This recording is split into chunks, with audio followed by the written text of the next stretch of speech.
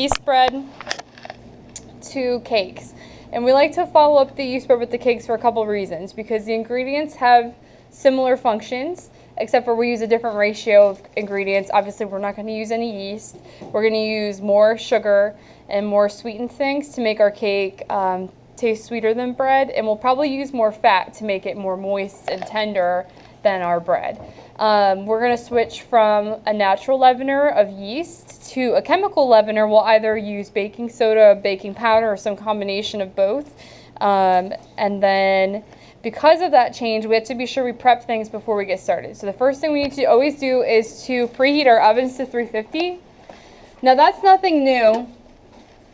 You guys know we always preheat everything, but it's especially important when you're making cakes or things when you have batters. It's especially important when you're making cakes because with chemical leaveners like baking soda, baking powder, and things you want to be light and fluffy, if you let them sit, so say I didn't preheat my oven or I didn't prep my pans, I make my cake and then I go to put it in the oven at the end and the oven's not preheated, it sits and it actually loses leavening because the baking soda, baking powder, depending on what you're using, they start reacting once you mix them with liquid. So I'm actually losing leavening as my batter sits. So it's very important to prep things ahead of time. What you're gonna do is, these are the cake pans we're gonna use. These are 9-inch rounds. I also have 8-inch rounds, so if you want a smaller width but taller cake, you can use the 8-inch.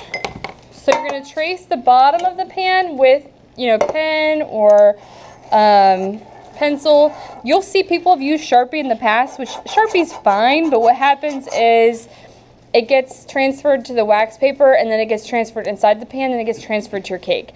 Most likely it's not going to hurt you, but the thought of eating Sharpie, nah, I don't really want to. So if you can't find anything else, use a Sharpie, but pen or pencil. This didn't even really make a line, but it kind of made an indent on the wax paper so I can cut, and I'm cutting two at once to save myself time. Just going around the outside because we're going to put these underneath our cakes. Like I said, this will help it stay in one piece, and obviously we won't eat that. We'll take that off after they're baked. Just kind of wrap your hand in paper towel, scoop some shortening, wipe it all over the bottom and the sides, and then lay a piece of the wax paper on the bottom of the cake pan. Swipe it with more shortening.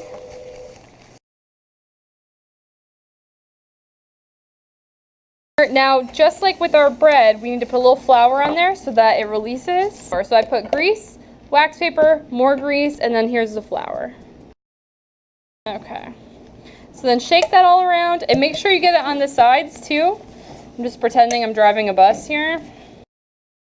Any excess, remember, tap into the trash, because if you put too much, just like bread, it will dry out your cake if you have too much excess flour in there. So I'm just going to tap that into the trash. You're always going to cream your fat with sugar.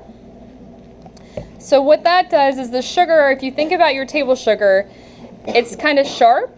So by creaming the fat with the sugar, it puts tiny little microscopic holes in your fat, which could be, today we're using shortening, it might be margarine, or it might be oil, depending on your recipe. But it's going to put tiny little holes, and those holes will let air kind of get incorporated and make your batter nice and fluffy, or your doughs when you're making cookies. So that's why that's always the first step. If you skip that and you just try to mix everything together at once, your texture of your batter or your dough is not going to be correct. To cream, all you're going to do is put this on the mixing bowl, use the paddle attachment, and then kind of mix this up.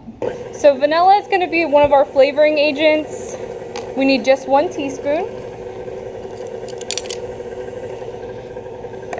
I'll measure this over something else and then dump it into the mixer so I don't accidentally overpour. And that looks nice and light and fluffy. That's looking good. So we just use 1 to cut down on the cost, because that dye's kind of expensive, and also the first time we did it, it dyed people's teeth. And it's just a lot of dye. Okay, so there's 2 eggs. I'm going to go ahead and add those to the mix. The dye does change the taste a little bit. It has a little bit of a flavor, so that's why you know, people like red velvet. So the dye also is liquid too, so the liquid kind of changes the ratio of ingredients, so it is an important thing.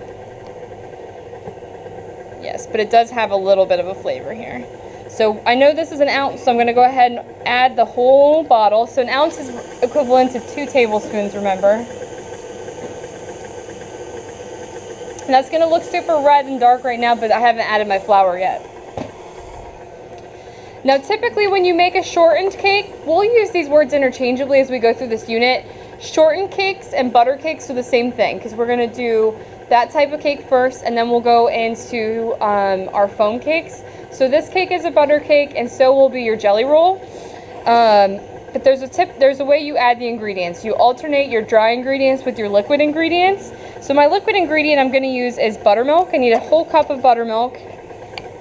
And now you can purchase this. Sometimes we've made our own in the past, where you've just kind of taken a cup of milk, remove a tablespoon, add a tablespoon of vinegar, and it kind of helps to turn it a little bit, because buttermilk has just a tang to it. It's almost kind of like it started to go bad. It's got that like funk, I guess you could call it. Stop mixing that there, and I'll also want to scrape the sides to get any of that dye off. For flour today, we're going to use this Soft as Silk cake flour. So it's got a lighter texture, and compared to all-purpose flour, it's going to make a softer, more tender cake. Over the years, we've experimented with making our own cake flour, because this is actually pretty pricey. So what you do is you sub out a tablespoon of all-purpose flour, add cornstarch, but then you have to sift it like 5 and 6 times, and as it settles over days, you have to sift it again, so it's a lot of work. So we just went ahead and purchased the cake flour this time.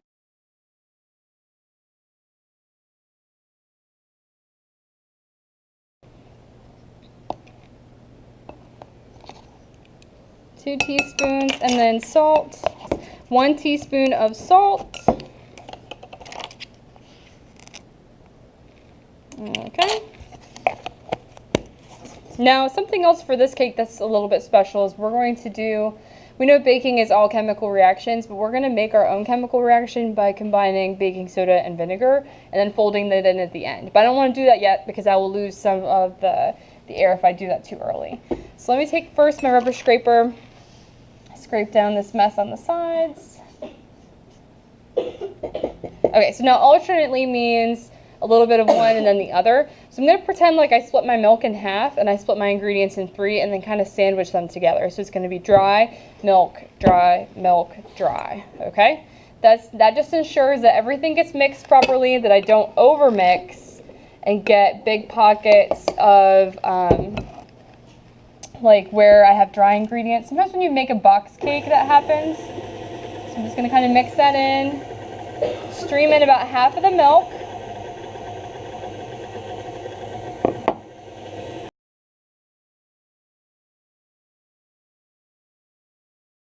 So make sure it all gets mixed in well.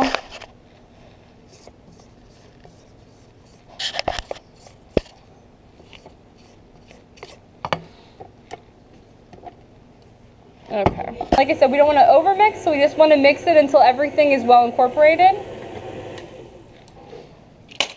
In a custard cup, I'm going to mix a little bit of vinegar and a little bit of baking soda. Now for baking soda to leaven, it has to be mixed with an acidic ingredient. You guys might already know, remember from Foods 1, that baking powder is already baking soda mixed with an acid. So that way when it reacts with liquid and when it reacts with heat, it gives off that gas and lets the baked product leaven. So we're going to kind of rush that along here by mixing our baking soda with vinegar. So I need a teaspoon of baking soda. And then we're going to fold this in, so you guys remember folding. We're going to take the rubber scraper, cut it in half, flip it, turn the bowl, cut down the middle, fold it in half, and then that will be mixed in.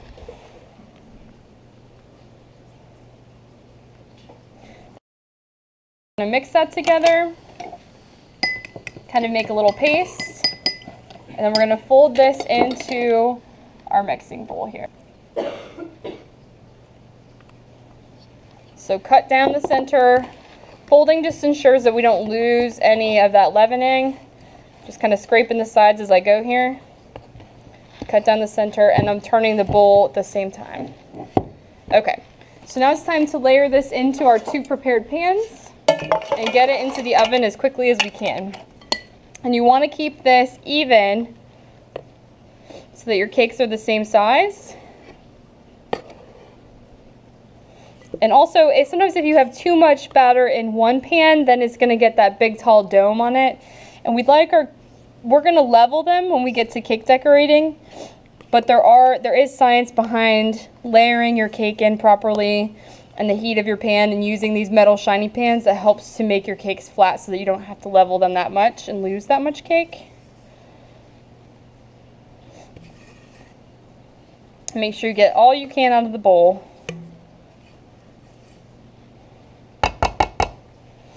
Alrighty.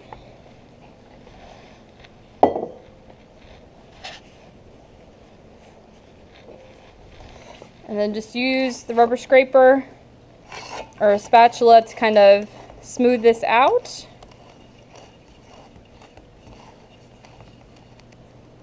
And it's nice and thick, that's good, that's the way a batter should be.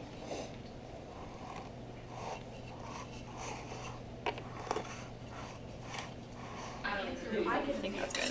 Okay, so run the knife around the outside. It sounds like she does it a little differently than I do.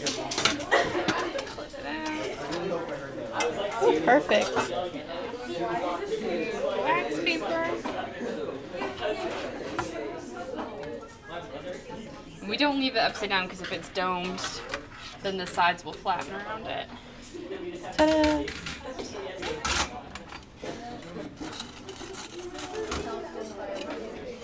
Yeah, see, I'll do my so your brother has one toe, and you're like, let me get ice cream. There we go. Ooh.